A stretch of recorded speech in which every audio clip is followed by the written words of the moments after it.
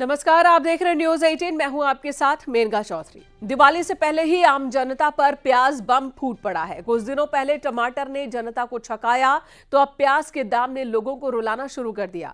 लगातार बढ़ती महंगाई पर प्याज ने भी छौंका लगा दिया है, आप कह सकते हैं।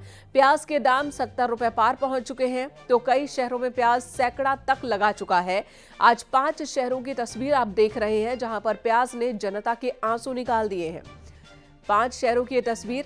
आगरा में 80 रुपए किलो बिक रहा है प्याज, तो वहीं वाराणसी में 70 रुपए किलो, 75 रुपए किलो बिक रहा है प्याज। गोरखपुर में, लखनऊ और मेरठ में भी ये आंकड़ा 70 से पार है। लखनऊ में 80 रुपए तो वहीं मेरठ में 100 रुपए किलो प्याज बिक रहा है।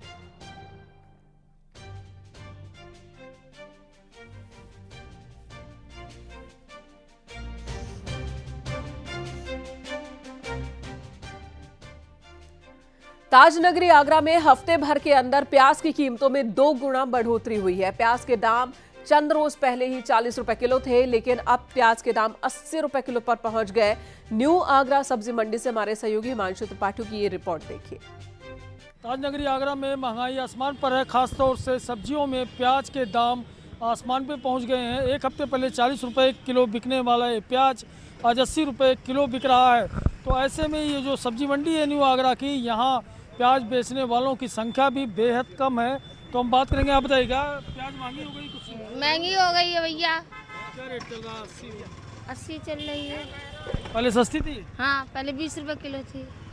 तो 20 रुपए किलो थी, उसके बाद 40 रुपए किलो हुआ और आज 80 हो गया। तो हम बात करेंगे कि आखिर इसका कारण क्या है। ये नई फसल खराब हो गई है। हाँ, जो लाल वाली प्याज आती थी वो खराब होने के कारण हो गई। आज पानी 2 महीने पहले नई फसल थी वो खराब हो गई पूरी रूप। इस तरह से जो प्याज की फसल नहीं थी वो खराब हुई है, इसी वजह से प्याज के दाम बढ़ते जा रहे हैं। कैमरामैन बंटी के साथ हिमांशु त्रिपाठी, न्यूज 18 आगरा।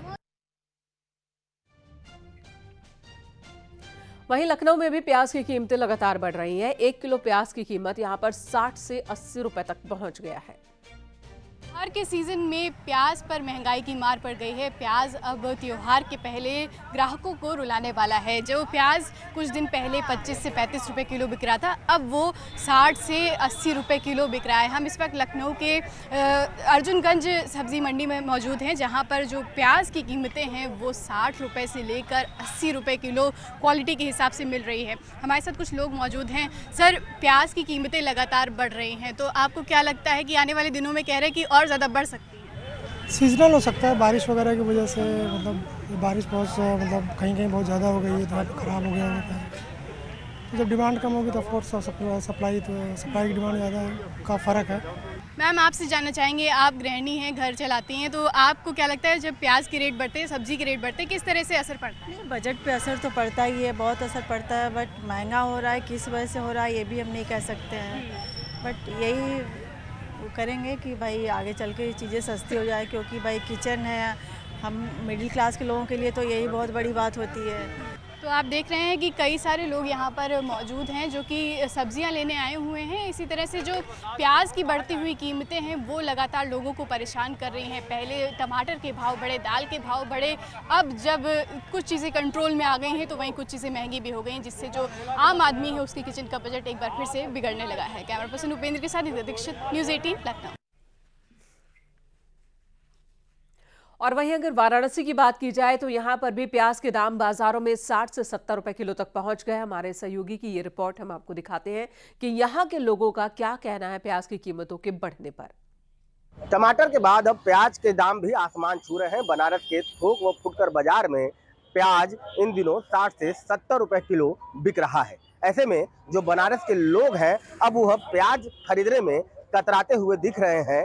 जो लोग ज्यादा संख्या में प्याज लेकर के जा रहे थे, इन दिनों वो कम संख्या में खाना पूर्ति प्याज खरीद के कर रहे हैं। हम इस वक्त एक छोटे से सब्जी बाजार में है।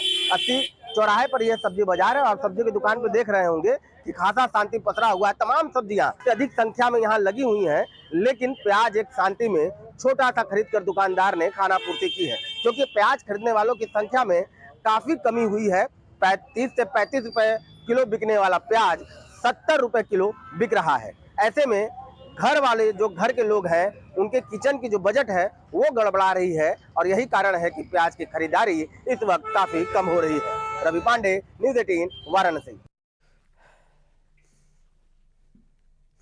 और कुछ यही हाल गोरखपुर में भी है। यहां पर भी थोक मार्केट में प्याज 55 से 60 रुपए के बीच मिल रहा है, तो वहीं फुटकर मार्केट की बात की जाए तो 75 से 80 रुपए किलो तक प्याज बिक रहा है। त्योहारों के सीजन में प्याज की कीमतों ने लंबी छलांग लगाई है। आज अगर गोरखपुर थोक मंडी की बात करें तो यहाँ पे 60 रुपए से अधिक के दाम पे ये प्याज बेची जा रही है।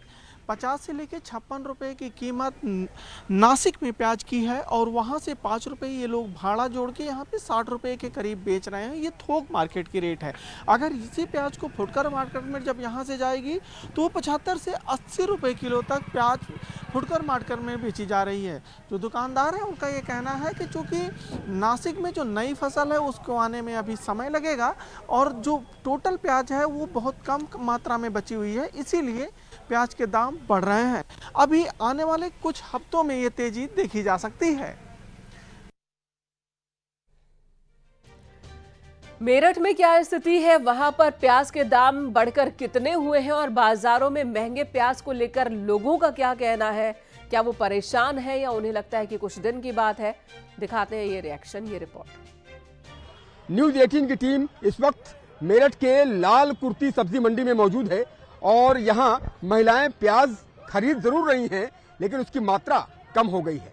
हम कुछ लोगों से बात करते हैं और जानते हैं कि प्याज की बढ़ी हुई कीमतों को लेकर वो क्या राय रखते हैं और सरकार से क्या गुहार लगाते हैं। आप ये बताइए मैडम, आप प्याज ले रही हैं, प्याज की कीमतें जिस तरह से आकाश छू रही हैं, आसमान छू रही हैं कीमतें, आप सरकार से क्या कहना चाहेंगी?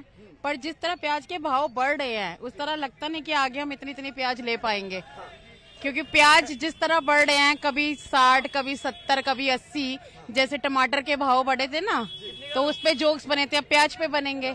एक हफ्ते के अंदर आप क्या गुहार लगाते हैं? सरकार से कीमतों पर नियंत्रण होना चाहिए। सरकार से यही गुहार है कि कीमतों पर नियंत्रण होना चाहिए, जो जमाखोरी है उस पर लगाम लगनी चाहिए। जब तक जमाखोरी पर लगाम नहीं लगेगी, कीमतें ऐसे आसमान छूती रहेंगी, तो सरकार को इसमें सख्त एक्शन लेना चाहिए, जिससे जो गरीब आदमी है वो भी अपना रोजी रोटी में, जो प्याज से ही रोटी खाने वाले हैं उनकी तो रोटी नमक से होगी, प्याज छूट गई उनके उससे।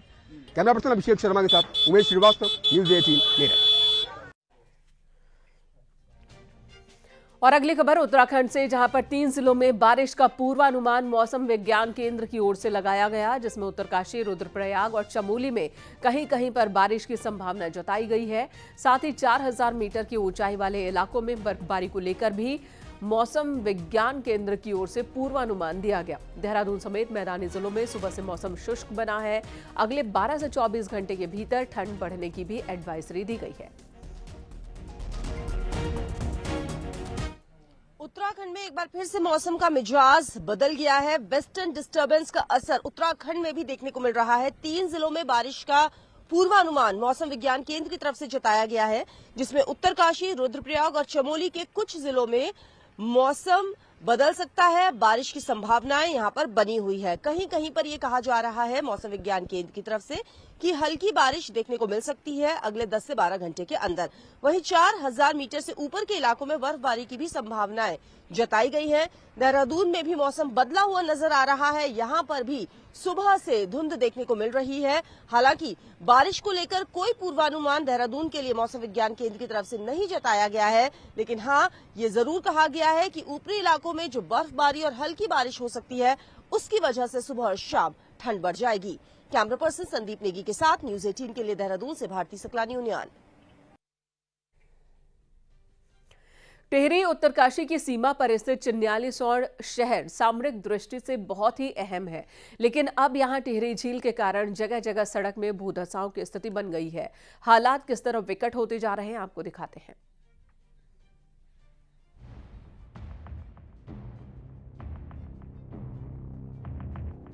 चिन्यालीसौड़ में टिहरी झील से लगे क्षेत्रों में भूधसाव के कारण लगभग 3000 आबादी के सिर पर संकट के बादल मंडरा रहे हैं। इसमें पीपल मंडी से लेकर नागड़ी तक का इलाका शामिल है, जहां जमीन धंसने के साथ मकानों में भी दरार बढ़ रही है। भूवैज्ञानिकों की ओर से प्रभावित क्षेत्रों का दौरा करने के बावजूद आज तक सुरक्षा के कोई इंतजाम नहीं किए गए। तक करीब 1.5 किलोमीटर क्षेत्र में भूधसाव बढ़ने के साथ ही गंगोत्री हाईवे का 100 मीटर लंबा हिस्सा भी धंस गया है।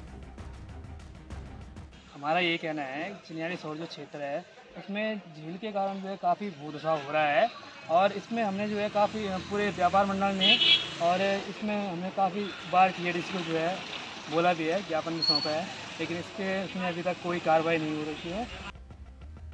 टिहरी बांध की झील टिहरी से लेकर उत्तरकाशी के चिनियाली सौर तक फैली है और हर साल झील का जलस्तर बढ़ने के साथ ही आसपास के क्षेत्रों में भूधसाव का खतरा भी बढ़ जाता है। उत्तरकाशी के चिनियाली सौर में बिजलवाड़ मोहल्ला मालिन बस्ती में मकान भूधसाव की जद में है।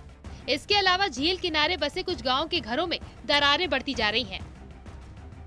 हाँ, ये जब से मतलब टिहरी बांध की झील का यहाँ पे जल भराव शुरू हुआ तब से जो है हमारे जो झील के जो तटवर्ती क्षेत्र हैं उसमें लगातार भूधसाव और भूस्खलन होता जा रहा है, जिसके कारण जो है यहाँ के लोगों में दहशत है। और उन्होंने देखा गया कि जब जब ये झील का स्तर बढ़ता है तो मकानों में दरारें, सड़कों में दरारें, अभी कई स्थानों पर दरारें उभरने से लोगों में दहशत भी है। स्थानीय लोग पुनर्वास निदेशक और THDC प्रबंधन से चिनियाली सौर क्षेत्र में भूगर्भीय सर्वे कराने की मांग कर रहे हैं ताकि झील से नगर को सुरक्षित रखा जा सके। भूधसाव देखने को समय समय पे चिनियाली सौर नगर क्षेत्र के किनारे बस्ती के क्षेत्रों में मिलता है, उससे दहशत यहाँ के लोगों में देखी जाती है और यहाँ के लोगों का यही कहना है कि THDC एक प्लान के तहत कार्य करे जिससे यहाँ पे सुरक्षात्मक कार्य और यहाँ नगर की सुरक्षा हो सके। बलवीर परमार, न्यूज़ 18, गंगोत्री हाईवे, चिनियाली सौर, उत्तरकाशी। भारत और इंग्लैंड के बीच क्रिकेट का मुकाबला लखनऊ में, जहां पर इकाना स्टेडियम के आसपास शहीद पथ पर लंबा जाम लग गया है। दूर तक गाड़ियां रेंगती हुई नजर आ रही हैं। रास्ते पर ट्रैफिक सामान्य करने में पुलिस कर्मचारियों को खासी मशक्कत करनी पड़ रही है। तो ये तस्वीरें हम आपको दिखा रहे हैं। ऋषभ बणी त्रिपाठी हमारे साथ इस वक्त जुड़ चुके हैं। ऋषभ, इकाना स्टेडियम बहुत ही भव्य बनाया गया है, बहुत ही बड़ा स्टेडियम बनाया गया है। वर्ल्ड स्तर पर कह सकते हैं कि ये स्टेडियम बहुत अच्छा है, वर्ल्ड कप के मैचेस भी हो रहे हैं, लेकिन ट्रैफिक, इकाना स्टेडियम में एक बहुत बड़ा इवेंट होता है कि बाहर ट्रैफिक 3-4 किलोमीटर लंबा ट्रैफिक लग जाता है। हर बार की यही स्थिति होती है। मौजूदा हालात के बारे में बताएं। देखिए, अभी तो ट्रैफिक सामान्य हो गया है, लेकिन अभी कुछ देर पहले तक चूंकि मैच को लेकर के ट्रैफिक काफी जाम हो गया था, अब सुचारू रूप से चलता हुआ दिखाई दे रहा है, लेकिन पूरी तरह से अभी भी ठीक नहीं हुआ है। अब एक महत्वपूर्ण मैच था, कई जगह ट्रैफिक का डाइवर्जन भी किया गया और शहीद पथ अब नए लखनऊ की लाइफलाइन है, लिहाजा इस पर ट्रैफिक ज्यादा रहता भी है, जिसके चलते ये जाम लगा हुआ था। सर्विस लेन पर भी जाम था और पुलिस की तरफ से, ट्रैफिक पुलिस की ओर से जो इंतजाम किए गए थे वो नाकाफी साबित हुए हैं। ये बात स्पष्ट तौर पर देखी जा सकती है। ऋषभ, हर बार ही इस प्लानिंग की कमी दिखती है। जब भी स्टेडियम में कभी भी कोई भी बड़ा आयोजन होता है, कुछ ऐसी स्थिति देखने को मिली थी जब यहाँ पर ओथ सेरेमनी हुआ था, जब नई सरकार बनी थी और यहाँ पर ओथ सेरेमनी, तब भी ऐसी स्थिति देखने को मिली थी। उसके बाद भी प्रोग्राम के दौरान ऐसी स्थिति देखने को मिली। तो प्रशासन की ओर से, ट्रैफिक पुलिस की ओर से मुकम्मल प्लान क्यों नहीं तैयार किया जाता, डायवर्जन क्यों नहीं तैयार कर पाते ये? देखिए, ऐसा नहीं कह सकते कि प्लान नहीं तैयार किए गए थे, प्लान तैयार जरूर किए गए, लेकिन वो प्लान नाकाफी साबित हुए हैं। जो ड्यूटीज लगाई गई थी और जो डाइवर्जन किए गए थे, शायद पुलिस को, ट्रैफिक पुलिस को भी ये अनुमान नहीं था कि इतना हैवी ट्रैफिक हो सकता है। और वो भी स्थिति तब है जब ये दोपहर का वक्त है, अभी शाम का वक्त, यानी कि दफ्तरों से छुट्टी का वक्त तो बाकी है और उसके बाद जब मैच खत्म होगा तब फिर एक बड़ा क्राउड जब स्टेडियम से बाहर आएगा, तब फिर लगभग ऐसी स्थिति देखने को मिल सकती है। धन्यवाद ऋषभ आपका इस वक्त पूरी जानकारी देने के लिए।